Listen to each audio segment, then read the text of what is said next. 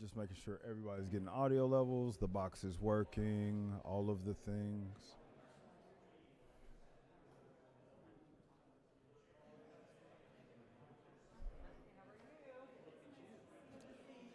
All right.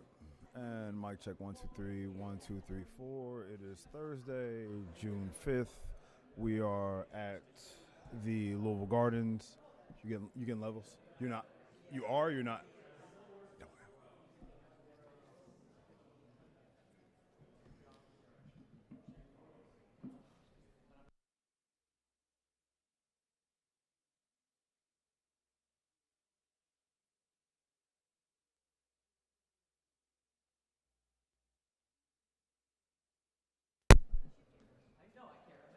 I'm sorry. No, you're fine. Am I in the way here? No, you're good. You're good. Let's do it from the way.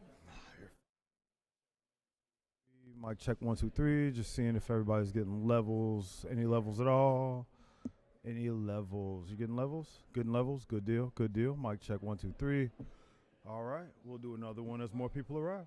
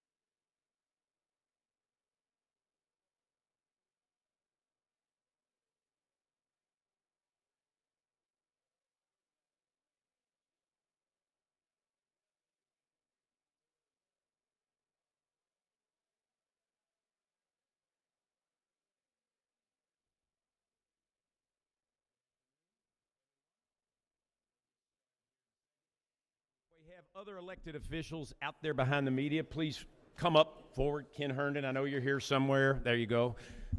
Representative Whitten, come on up here. Stand with us. Ken, come on up here. Representative Watkins, I know you're here also. Good afternoon. My name is Tim Malloy. I'm working on behalf of the developers, and we welcome you all here today for what we believe will be one of many updates during this exciting project.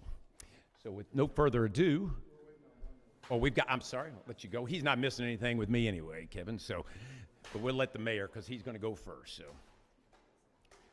But we're proud to have brought together both the development representatives and representatives of many of the government institutions that are the reason why we're here today and why this project is getting so much attention.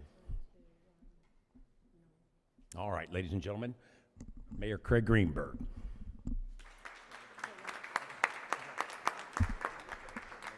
Thank you very much, Tim. It is wonderful to be at the Louisville Gardens, home of my favorite all-time concert experience.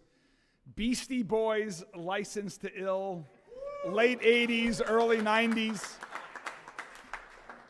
That was quite an amazing concert. It's also the home of what inspired me to make the craziest decision of my lifetime, even more crazy than running for mayor of this great city, and that is the Tuesday nights I spent here coming to Louisville Gardens for live professional wrestling that inspired me to get involved as a co-owner of Ohio Valley Wrestling. It all started right here at the Louisville Gardens. And I know that others across the city have equally wonderful memories of this great building. Wonderful times and wonderful things have happened in Louisville Gardens for years. And I am so excited to be here today with my friends who are elected officials, with Mary Kay Poe, with Secretary Knoll, with President Stivers, with Councilman Herndon, with Representatives Whitten and Hawkins and others, to talk about the next chapter for Louisville Gardens that is going to make even more memories, not just for people in Louisville, but for people around the world that get to see wonderful productions that were filmed right here in the Louisville Gardens as a result of this amazing development that the team here today is working on. You know, the film industry, the production industry is one of the most exciting new industries that is growing in Kentucky right now. We're seeing it here in Louisville. You're seeing it all around the state. It is generating lots of new jobs, a lot of state revenue. There's a brand new dedicated film office, thanks to the leadership of President Stivers and the General Assembly that passed a new bill, and Governor Beshear, who recently created this new film office here in the Cabinet for Economic Development. Things are happening all around Kentucky. Louisville is becoming a real film city within our great state. We recently hosted several major film productions, and we hope and know that many more are on the way. We were a finalist to become the new home of the Sundance Film Festival, competing with folks all around the world, and we became one of the 6 finalist city. Recently, for the Kentucky Derby, myself and others around the city hosted some of the largest names in the entertainment industry over the Kentucky Derby weekend. And they got to see what all of us here today know and see every day, that Louisville is and always will be a place where stories come alive. And through our world-class arts and culture, through the legends we've produced in sports, music, politics, and entertainment, that reputation is strong. But with this project coming to life, it's only the beginning. And we are so fortunate that thanks to the $100 million that President Stivers, Representative Whitten, Representative Hawkins, and their colleagues allocated in the recent Kentucky General Assembly session for downtown Louisville, $10 million of that is being invested right here in the renovation of the Louisville Gardens. Something big and bold and exciting is happening right here at the Louisville Gardens in downtown Louisville. The Louisville Gardens soundstage is going to take us to the next level. It's going to be a fully operational production studio right here in the heart of downtown, creating high-paying jobs, bringing people from around the world even more than they're already coming. So this will mean that film crews can shoot their entire project right here in Louisville. Again, creating jobs, creating a whole new industry, boosting our economy, filling up our hotel rooms, creating even more busy restaurants than we already have, thriving tourism, and enhancing our image and reputation across the entire world because of what has happened here. So I'm so excited about this project. I'm so excited for the entire city to get an update on where we are. I'm thankful to our partners, Mary Kay Poe, Tony Guanci, and their teams that are making this happen and making it come to life. And I'm especially proud of all of the public partnerships that you've seen work together to make this happen here at Louisville Gardens and that continue to support the production and film industry in Louisville and all across the state. And so now let me introduce one of those partners that is working so hard to ensure that Louisville and all of Kentucky continues to grow as the place to film movies, to film TV series right here in the Commonwealth of Kentucky. Our Cabinet for Economic Development Secretary, Jeff Knoll. Mr. Secretary.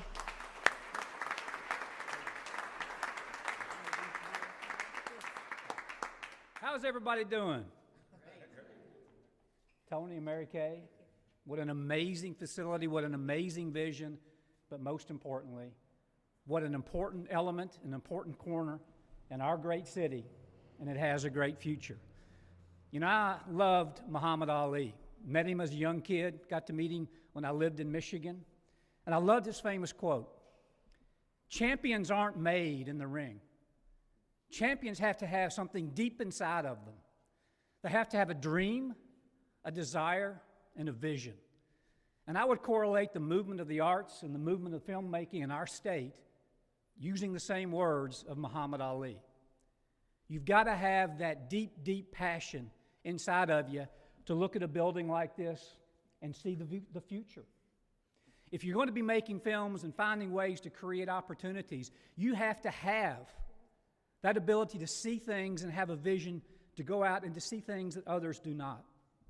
I truly believe that thanks to Senator Stivers and others, the ongoing evolution of the Kentucky Entertainment Incentive Program will help to continue to propel our state. It is the richest, most impactful incentive we have in our cabinet, by far. And so with great opportunity comes great responsibility. And I believe this program will help us grow our workforce in a different way than perhaps you may think in our state. We need the engineers. We need the accountants. They're striving always to find that extraordinary thing that can eventually come together. But I think those that are creative, those that have creative abilities, they help companies, they help industries. But those creative individuals can look out there and create the most extraordinary of opportunities in the most sublime and ordinary of times. An individual like that helps companies grow. An individual like that takes a film producer and creates a tremendous work of art. Whether it was The Great Race years and years ago that was filmed in Kentucky using Barbara Ann School of Dance students out of Eastern Kentucky, opportunities are created if we manage this program the right way. Whether it was John Carpenter making movies and always having a reference to Bowling Green, the eyes of the world got a different perspective of our state. And if you are a Desperate Housewives fan, in the very last show that occurred, Brie Larson, one of the great stars, moved to Louisville, Kentucky, and with this great panoramic view of the river and what looked like this amazing Capitol dome, the narrator said, and she moved to Louisville, Kentucky, and became a legislative member. That's the power of the arts. That's the power of what we have in the Entertainment Incentive Program, and that's the power of why we needed to create the Kentucky Film Leadership Council to help guide this program and to help guide the evolution of the arts and filmmaking in our wonderful state. So I'll simply close by saying, just as Muhammad Ali did, I never wanted to beat someone because I had the vision that I needed a victory. I needed to advance myself. And he said that if I didn't have that deep burning desire to fulfill my vision, I wouldn't spend time in the ring practicing. I wouldn't go through the challenges that I know Mary Kay has had to go through with others to keep the film industry and the film incentive program growing. So for the greatest fighter and maybe one of the greatest, most well-recognized human beings on the face of the earth, let's remember that when we work together, have a passion and have a dream, we can use programs like the Kentucky Entertainment Incentive to help support programs, to help support activities, and we'll be in this facility in years to come, Tony, and there'll be young people being inspired. There'll be people learning their craft. There'll be others moving back from California and others that are from Kentucky to live here. And in the end, we'll create a state known for its creativity and innovation, and that'll help us bring in more jobs, more corporate headquarters, more businesses that rely upon creative talent that can find the most extraordinary of opportunities in that ordinary moment. Thank you all very much.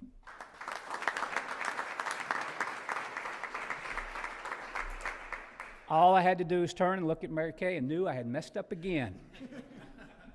And I mean that with great admiration. She's an amazing leader. She has a tremendous heart. In many ways, what I described about Muhammad Ali, she possesses.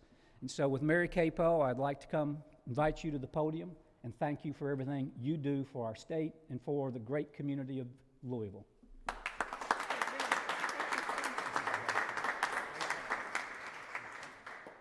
Yeah, you have to forgive my voice. It's been a little busy lately.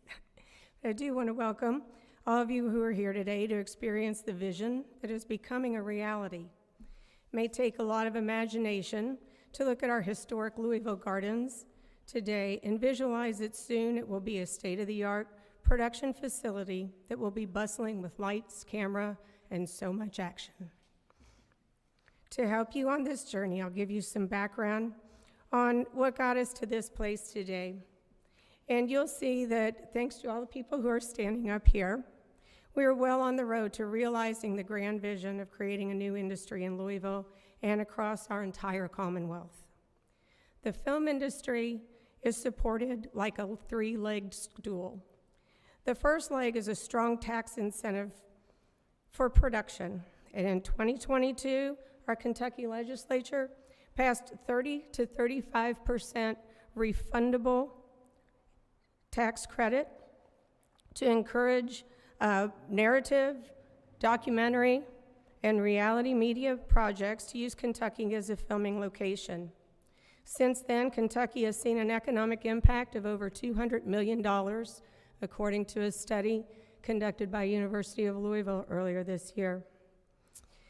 This was accomplished with no state film office and no budget for marketing Kentucky to the industry worldwide. This past legislative session, Senate Bill 1 was passed with nearly unanimous bipartisan approval, creating a one-stop shop that will facilitate productions filming in Kentucky. With the creation of this bill, Kentucky will have the human and financial resources necessary to lead the industry and let it know that Kentucky is open for business, showcase our beautiful and diverse locations, and assure the industry that our incentives are supported by state government and that it's safe to bring your investment here. The second leg of the stool is infrastructure.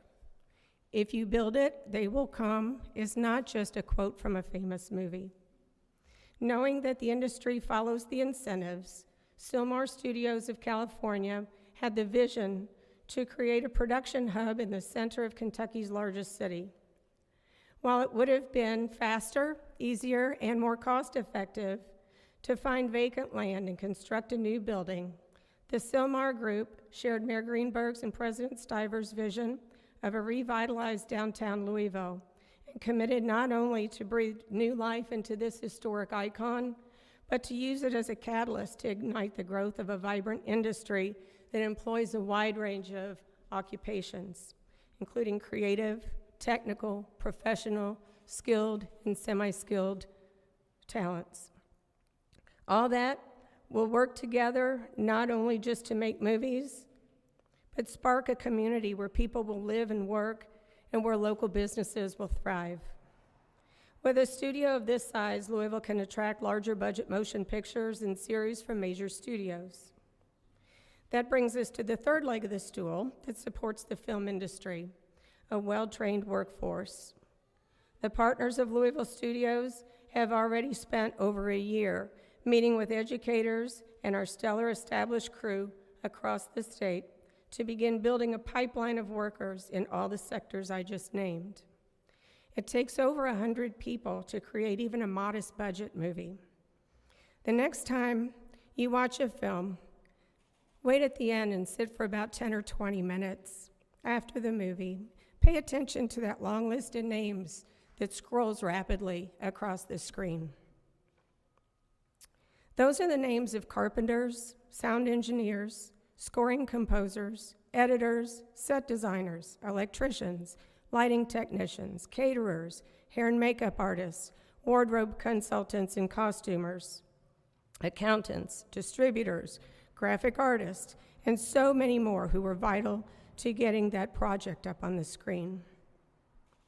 Louisville Studios will foster these careers by providing a workplace that facilitates high-paying full-time jobs so that our best talent can work where they live without having to leave home to make a career in the film industry.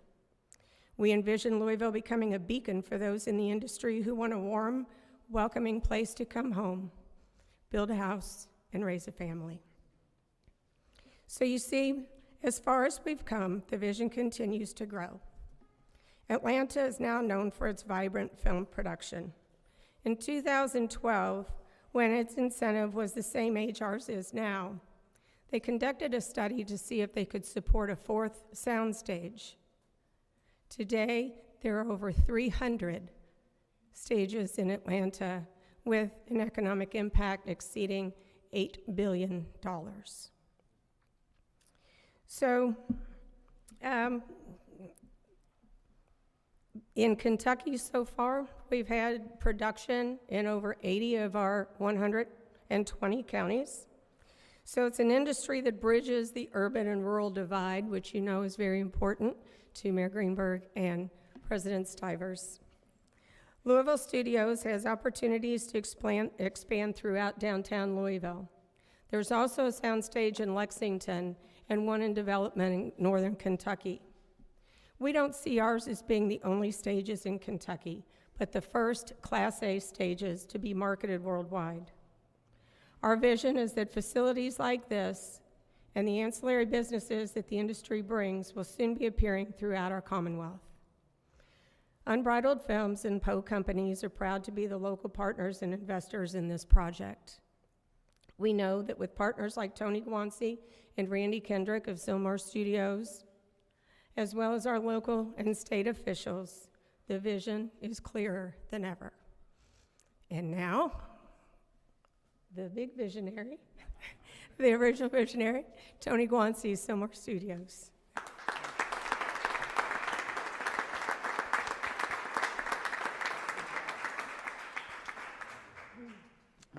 Good afternoon, everybody. First of all, I want to thank Mayor Greenberg, Mayor Greenberg, Senator Stivers, some of the other folks that have helped us along the way here. Coming from California, you know, I continue to just pinch myself when I see a Republican Senate president and a Democratic mayor working so closely together to do something to improve the overall benefit of a state and the community. I mean, it really is, I really want to give you guys credit, because we don't see that where I'm from. We just don't see it.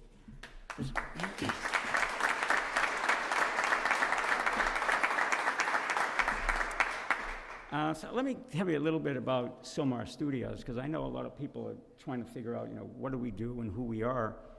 Sylmar Studios is the largest privately developed Class A, and I know Mary Kay mentioned that, and I want you to remember that, a Class A production facilities for feature films, television, in what we call the TMZ, the 30-mile zone of Los Angeles. It's a very important aspect of what makes the film industry successful, is that there's all these different classes of stage facilities that certain directors, certain content creators all need to have in order to make the film work. You saw a minute ago when the fire truck went by and it made that noise come into this building. A Class A stage in this room, you won't hear that fire truck. The acoustics will be such an important level that we can't be interrupted from production, et cetera. It's too costly to have those disruptions. So Sylmar, like I said, we're the largest privately developed facility. We have cutting-edge technology. We've worked with Spectrum to bring into our facilities networking that allows the productions to not only work in their offices, but to have the ability to do post-production, immediately review the shots that are being taken back at their headquarters. We work at Sylmar with pretty much every major content creator. We are not content creators ourselves, we're real estate developers. We are also operators of facilities for the content creators. So the NBCs, the Paramounts, the Amazons, Apple, we know and work with all of them. We also have the best in class. We've developed with NBC some of the best light and grip equipment so that the lighting, like I can feel the heat coming off of these lights here right now. There are being developed lights that are less effective. At Sylmar, we work real closely to make sure and ensure that the industry stays up with technology. Physically, Sylmar Studios Phase 1 is about 300,000 square feet of production stages, similar to what you'll see on this board. About 120,000 square feet of office space. For each production, you need to have a facility for, like Mary Kay said, for the 100 people or 200 people that are working the film, they all come in and work there. They stay there throughout the shoot period. The attributes of a Class A stage I'll get to because it is very important. We are an A-level stage here. That's what our plan is, and that's going to be important to the folks that are coming in from the West Coast to big content creators when they look for a location to shoot. Sylmar Studios is part of the Trusted Partners Network, which is given to very few production facilities. In California, one of the big things that a production needs to get is the ability to get the incentives. Well, with this new tax program, the incentives will be increased if you work in a certified A-level stage. So that's what the Trusted Membership Program is. And finally, recently, the LA Business Journal, and I'm pretty proud of this, they awarded us the Community Impact Award for what we did in the city of Sylmar, transitioning and transforming an area that was in an opportunity zone, similar to this, rundown. It had a lot of issues, and we worked with our team, with the police department, with the city, with the mayor, with the city councilwomen, and we were fortunate enough to transition the community. If you go there today, you'd think it never was anything but what you see. So we're pretty proud of that. So that's who Sylmar is, quickly. Let me tell you what's going on here, because I know a lot of people are interested. They say, well, nothing's happened. It doesn't look like anything's been taking place. Well, to the contrary, a lot has happened here, and a lot is going on. Since the last time we spoke, and we had signed the development agreement with the city, we've done quite a substantial remediation of environmental issues that you may not see, but as you walk around the building, we can point out, you know, the asbestos and the PCBs and the things that were contained. This is an old building, and a lot of things have happened with this building over the years. We've also applied for state and federal historic tax credits. This is a national historic building. Our goal, and my commitment, you know, is to bring this building back to what it was when it was originally built. When it was built in the late 1800s, early 1900s. We've also applied for a remediation tax credit. It's a special program that the state has that we've also applied in order to help with the major renovation and what our plans are to the building. We've had, and you may not have seen it, but we had a group of acoustical engineers out here, and they were laying out microphones throughout the neighborhood so that we could understand what was the noise and how often does it happen. When does the bus go by? When do those airplanes fly over? When do the fire trucks go by? You know, try to get some idea of that. Because like I said, we need to understand what we do to the inside of this building in order to make it a Class A stage for certification. We've also hired our team. Luckett and Farley, a local Louisville architect, is our architect. That will handle pretty much the adaptive reuse section and process throughout for the facility. But also we've hired Ginsler, who is the largest architect when it comes to Class A production stages. So Ginsler will be doing the interior work on the new stages. Luckett and Farley will be doing the majority of the other work. We've also hired Calhoun Construction for rough order of magnitude and pricing, because as we go through this building, and we're going to show you some of the things that we have found, things that you probably don't even know exist. The plan for the building is this floor that you see out here is going to be taken out. Because of the bow trusses and the requirement to have certain heights, when you bring the walls up to the bow, the deeper you can go, the larger you can get your stage area. So this floor is going out, and we're actually breaking through the basement floor. What we found is that underneath the basement, there's a series of tunnels. And these tunnels, we're not sure what exactly they were used for. There was a shooting range in here at one time. There was a swimming pool. It could be a number of things, but we have to figure out where they are and figure out how we're going to fill those in.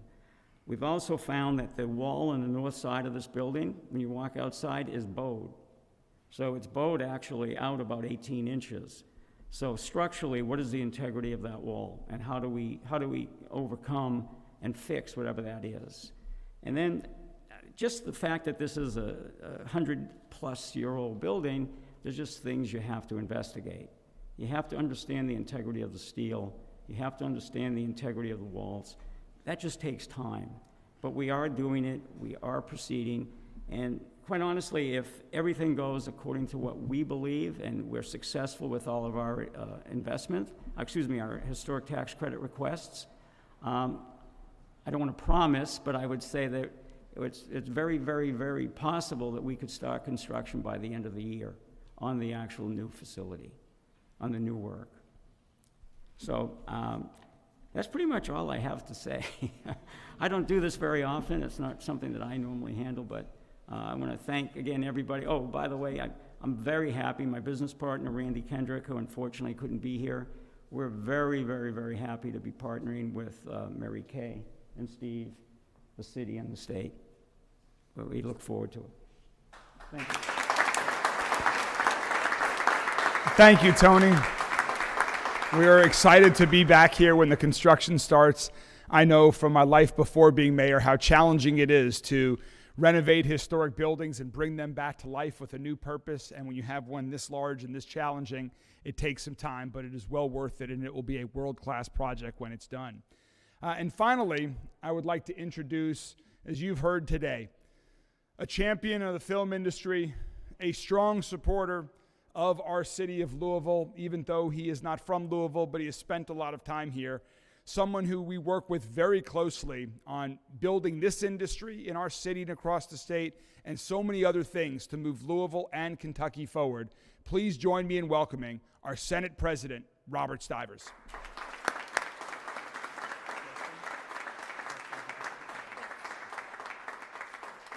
Thank you, Mayor.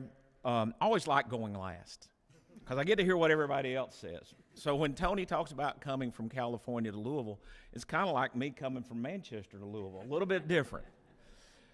But no, I want to say this too. I listened to what the mayor said. He said this was the beginning of one of the craziest things you've ever done. Watching the Beastie Boys, I thought that's probably what caused him to break the guitar out at Bourbon and Beyond. But no, let me talk about this. This is my 29th year in the legislature. Yes, I'm from Manchester and Clay County. urban-rural divide, working together, setting politics aside, trying to figure out what drives this state to bigger and better places. And so this, to me, is probably one of the best examples in my career of how, with Susan Witten, who is one of our state reps, along with the House leadership, Senate leadership, Republican and Democrat, we passed a bill this year because working with our legislature, Secretary Noel, and I can't say enough about his group, Katie Smith, who's leaving you, how we put together language, because talking over a 2-year period about this, and literally it was about a 2-year period, Secretary Noel, I went to him because this is not a ballpark I play in. And the Secretary said, look, you give me the tools, we'll make it happen, because we have a lot of different things to do. So a lot of discussion with the Secretary's office, a lot of discussion with our members in the House and Senate, a lot of meetings in and around the state. As Mary Kay said, there's 80 counties that have been filmed in. And so when this kind of popped out and we were talking about it, all of a sudden you hear, well, we've had 8 shoots in Menifee County. Wait a minute, there's going to be a large soundstage built in northern Kentucky. Ms. Wrigley Miller and starting her group in Lexington. Philip Wheeler, who actually managed the bill, said, hey, my mayor from Louisville, Kentucky, talked about how they just finished filming the Ghost of the Big Sandy. Well, the Big Sandy is a tributary into the Ohio River between Ashland and Pikeville. So what better way than to come together, especially with our largest city, working with the mayor and his group, to develop something that not only will create jobs and create a different dynamic and opportunities, than to do something with the film industry. We have the incentives, we've changed the incentives, but we need to give the Secretary the tools and the board and the commission to make sure it goes out and recruits the right people, brings the dollars here, creates the dynamics and the collaboration between the workforce, between the creative people who want to come here, to have the infrastructure. And since this has passed, it's amazing to me all the contacts who have started to reach out, even though we're really not up and running, about the opportunities here. Mary Kay made one statement. I don't mean to correct Mary Kay, but I'm just going to add on to what she said. Direct impact was $200 million by the Louisville study. Indirect impact was closer to $150 million without this place having the infrastructure and the commission to do what it needs to do by educating the public, going out and recruiting. So you can see when you have this, the mayor, the legislature, executive branch, people out in the state, rural-urban divide, no longer there, building the bridges, how this is probably, in my career, one of the better things I've seen about a cooperative nature in creating things to happen. Not just for our largest city, which needs to be healthy, fiscally healthy, for the state to be strong. Not just for them, but for the whole state. And so I want to kind of conclude with this. When you think about the opportunities here, the really good framework for how this is developed and what you're going to see, and Susan and I were sitting here and saying, man, that's a really cool picture. That's going to be a great skyline for Louisville. You got a great skyline coming about across the river. You're going to have a great skyline out here that's going to have photography and all the different things about it. And that's another thing the film industry brings. They bring iconic shots that people will remember, and this is, I kind of left this out, the Tourism Commission really got engaged in this because they know when places are seen in films that people decide they want to visit there, they want to see those places. And it brings a tourism dollar in here that was unexpected, well beyond that of the film that was done here, employed people here, but it advertises our area. So the last point I was going to make, and I want to make this. You know, Secretary Noel, you used Muhammad Ali and what he talked about being a champion. I'm going to quote Carrie Underwood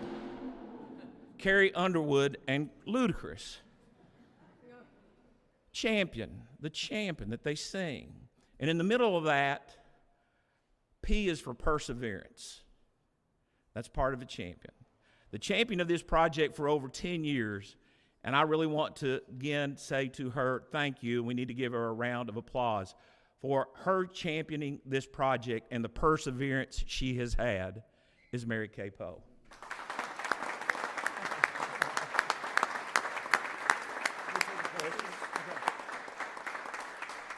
Thank you so much, President Stivers. Thanks to your colleagues from the legislature, Representative Watkins, Representative Whitten, Councilman Herndon. Thank you all also for joining us and for your support of the film industry. It is greatly appreciated, and we're excited about where we're going from here. And with that, we are all happy to take any questions that members of the media might have, and then we want you guys to take a look around.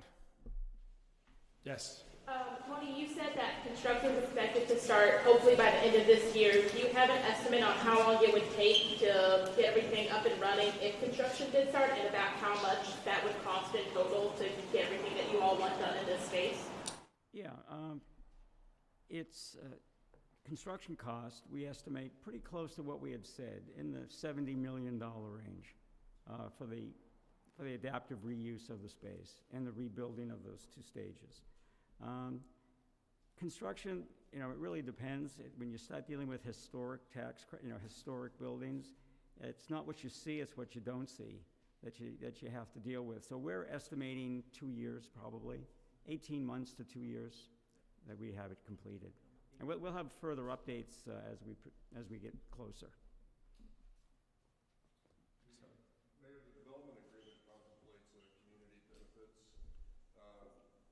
Can you address what that would entail? Yeah, well, there are a lot of community benefits that you've heard us talking about here today, particularly when it comes to job creation. The number of new jobs that are being created every time a new film comes to town is very significant.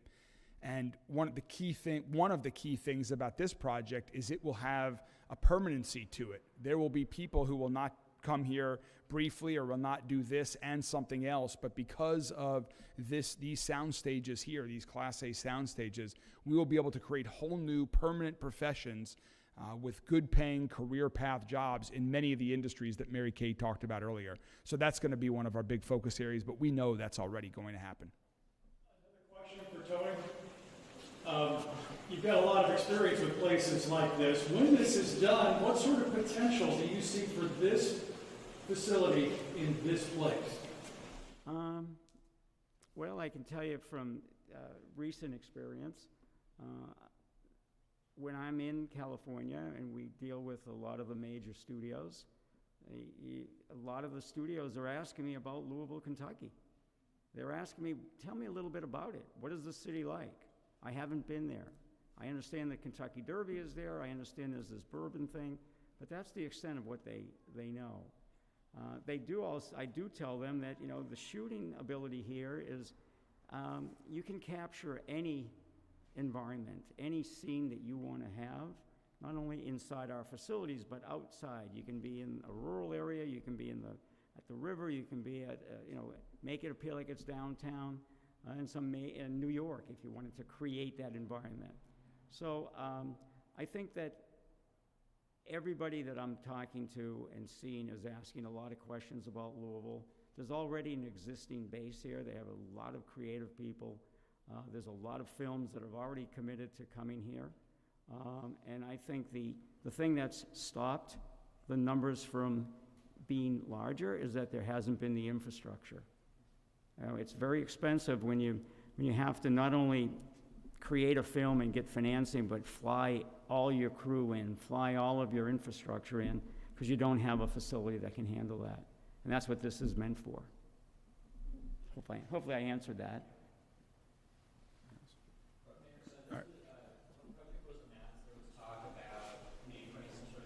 On site, preservation of the Black Box Theater. Is that still in the works? Yeah, that is actually. A couple of things. We didn't talk too much about it, but this lobby will be totally changed because this was added on for the arena itself. But that section on that side will actually be a museum that we'll talk about, and we're actually going to reach out to the community because I've been here a lot of years. Some people know that. I've been coming here for about 16 years, being on the board of Danny Wimmer. Danny Wimmer Presents. I was one of Danny's first investors. So I hear from everybody in experience, like Senator Stivers just said, and the mayor, and everyone's had some experience here. I'd like people to be able to give us those experiences, use this as a place to have all that in one area, and then talk about the history of the events and the things that took place here. Also, the pipe organ, which we'll show you, which is back here, the wooden pipes and the organ itself, we plan to bring in, put in this room so it's not hidden back here where it is. So, yeah, there will be a museum on this in the lobby somewhere. We just don't have it designed yet. Secretary Knowles, would you update the status of the KEI program? Is there still a pause on that, and just where does that go from here? What kind of scrutiny is that program getting right now? I wouldn't call it scrutiny. I would call it the evolution of continually looking at ways of making the program better and stronger. And as we announced a couple of weeks ago, I think actually last Thursday, we have put in place an emergency regulation to better define the process by which we can look at the film incentives that are being presented to us through application. We are now accepting new applications for the month of June, and we're looking forward to those applications. And quite candidly, we're looking forward to a very seamless transition from our administering the program to turning it over to the Film Leadership Council, getting an executive director in place, and then we will work with the groups to make sure we maintain the compliance. So I see nothing in terms of doing anything different than it's an evolution and better defining the opportunities. There is one element to a refundable credit, and it's the only refundable credit in the state of Kentucky that I'm aware of in our cabinet, and that is the legislature put a cap where you can only have $75 million of these credits. And this program has grown so far, so fast, with so much interest, that in the month of April, even with the legislature removing a complicated $25 million additional cap that had to wait till later in the year for serial types of productions, we would have gone through all of those available credits that month. That's why we put a temporary pause. And part of this is, and I want to make this very clear, it was to make sure that we also could give to the taxpayers the best return for the best applications to go after some of those allocated credits. Further, I didn't want to have a situation where the new Film Leadership Council came in and there were no more credits for the balance of the calendar year. That's not right. So we felt that this pause would give us a time to kind of reflect, look at ways of strengthening the program, and then be able to make sure that the handoff is not only with administrative issues, but there's still available credits that can then be awarded.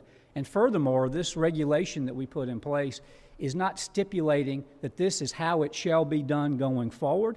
It's in place until the Leadership Council and the new executive director can look at what we've done, look at the history, and they will then decide if there are other adjustments and programs that need to be looked at. But I will say this. We put in place some guidelines where we're going to favor projects that come in that employ more Kentuckians. We're going to favor those projects that already have a channel or an outlet that we know that this production can be seen. We're looking for more ways to make sure that the amount of funding that is going in a refundable tax credit is benefiting all of the communities in which they are shooting. So we've heard from a lot of film producers. They applaud and support those changes, and they also further, I think, are excited about the new leadership team and the adjustments that will be made thereafter. Can I make a comment on that? You know, Secretary, this is something we're talking about, the discussions we've had. The $75 million cap is there, but what we were seeing by watching this was that people were being awarded into the cap, but we're not using that. And I think over the last few years, even though we were in the $50, $60 million range for awarding, there was only actually using in the $20 million range. People were getting awarded, but then holding, freezing the rest of the ability to award those because they had been awarded until you couldn't see whether or not they were going to be used. It created a wrong problem, but kind of a bad logistics problem. And so there's been a lot of discussion about how this should be used, and the way they've handled this and the transition is really good, but I want people to understand an award doesn't necessarily mean they've used it.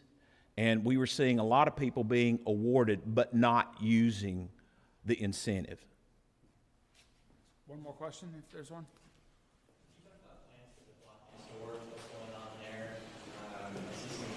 Some new imagery here. Oh, with the parking lot? Yes. So you're shooting. Awesome. Yeah, right now, when you have a production, you'll see a couple of things on the plan. Originally, when we showed you the plans, we were contemplating maybe smaller stages, but again, as we had further conversations with the big content creators, a need for bigger stages. You can always fit a small production in a large stage. It's pretty hard to do it the other direction. So we decided to put 2 stages. Originally, all the stages were running in the north-south direction. That's now changed because we find it much easier for us because you're going to need a place for star wagons and for crew and all those things. The stages are going to run east-west, and there's going to be elephant doors placed on the east side of the building so that you can bring your equipment and things into the stages directly off of Armory. With that comes your base camp. If a production comes in, assuming we get a TV series or a pretty decent film, they're going to bring with them probably 50 to 100 vehicles. So you need a base camp for everyone to store their equipment, for dining, for your crew meetings, all those type of things. So that's what's contemplated in these photographs that shows I call it the Cedar Street building and the Cedar Street lot.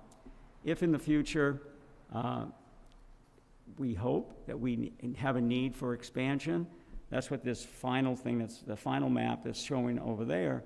We've got built in the ability to fit 3 more stages on that side of it and then have a mini campus to service whatever else comes in. That's what that is. Thank you all very much. I hope you enjoy what you see, and we're excited about the future for the Louisville Gardens. Thank you all very much. And everybody, you're welcome to come take a tour. We've got some of the areas lit, including the organ, and a really wonderful old whiskey ad inside. So, good job, Mayor. Yes. I have an answer. Can I get back? I just wanted to say right now.